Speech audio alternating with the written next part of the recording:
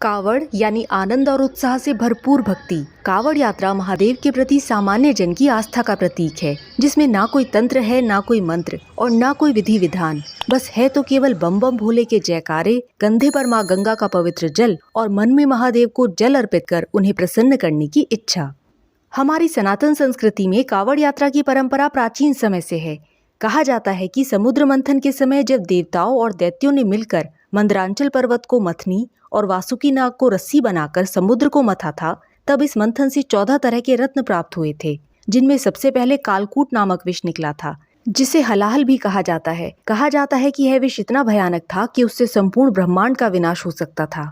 तब इस सृष्टि की रक्षा के लिए भगवान शंकर ने उस विष को पी लिया। उन्होंने उस विष को अपने कंठ में ही रोक लिया था, जिस कारण उनका कंठ एकदम नीला पड़ गया और तभी से भगवान शिव को नीलकंठ कहा जाने लगा। अग्नि के समान इस विष की तीव्रता को कम करने के लिए सभी देवी देवताओं ने मिलकर भगवान शिव पर जल अर्पण किया और तभी से भगवान शिव का जलाभिषेक करने की परंपरा आरंभ हुई। आनंद रामायण के अनुसार भगवान श्री राम को पहला कावड़िया कहा जाता है। माना जाता है कि भगवान श्री राम ने उत्तर वाहिनी गंगा से जल भरकर पैदल यात्रा की थी और 12 ज्योतिर्लिंगों में से एक बाबा वैद्यनाथ का जलाभिषेक किया था।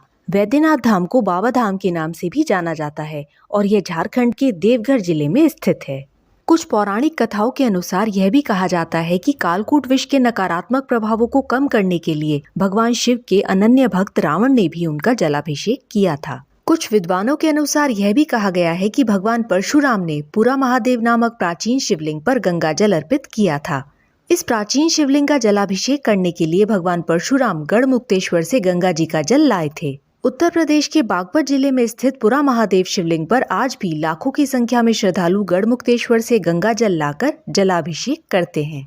भगवान शिव को आशुतोष भी कहा जाता है, जिसका अर्थ है शीघ्र ही संतुष्ट और प्रसन्न हो जाने वाला। एक और जहां भगवान शिव को प्रसन्न करने के लिए बड़े बड़े जप और तप किए जाते हैं, वहीं दूसरी ओर भगवान शिव के विषय में कहा जाता है कि प्रेम और श्रद्धा के साथ केवल जल अर्पण कर देने से ही भगवान भोलेनाथ प्रसन्न हो जाते हैं।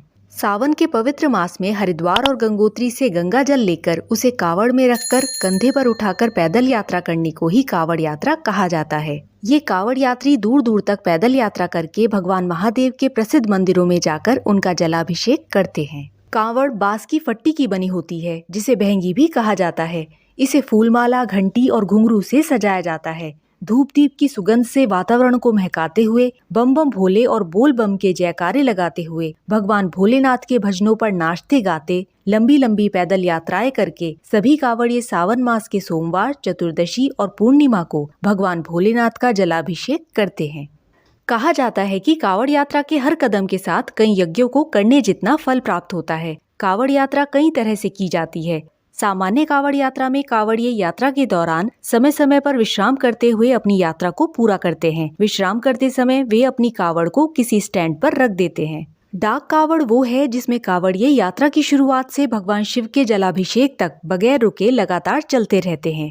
आजकल डाक कावड़ में वाहनों का प्रयोग भी किया जाने लगा है। एक अन्य कावड़ है खड़ी कावड़। खड़ी कावड़ यात्रा में कावड़ को कंधे से उतारा नहीं जाता। ऐसी यात्रा सामान्यतः 2 व्यक्ति मिलकर करते हैं। जब एक को विश्राम करना हो तो दूसरा अपने कंधे पर कावड़ उठा लेता है। इस प्रकार दोनों बारी बारी से विश्राम करते हुए कावड़ यात्रा पूरी करते हैं। सबसे कठिन कावड़ यात्रा को दांडी कावड़ कहा जाता है। इस कावड़ यात्रा में कावड़िए दंड देते हुए नदी तट से शिवधाम तक की यात्रा पूरी करते हैं। दंड देते हुए यात्रा करने का अर्थ है कावड़ मार्ग की दूरी को अपने शरीर की लंबाई से लेटकर नापते हुए पूरी करना। कावड़ यात्रा मार्ग में जगह जगह शिविर लगाए जाते हैं, जहां कावड़ियों के भोजन और विश्राम की व्यवस्था की जाती है। इस प्रकार श्रद्धा भक्ति के साथ बम बम भोले के जयकारे लगाते हुए सभी कावड़िए गंगा जल से भगवान शंकर का जलाभिषेक करते हैं।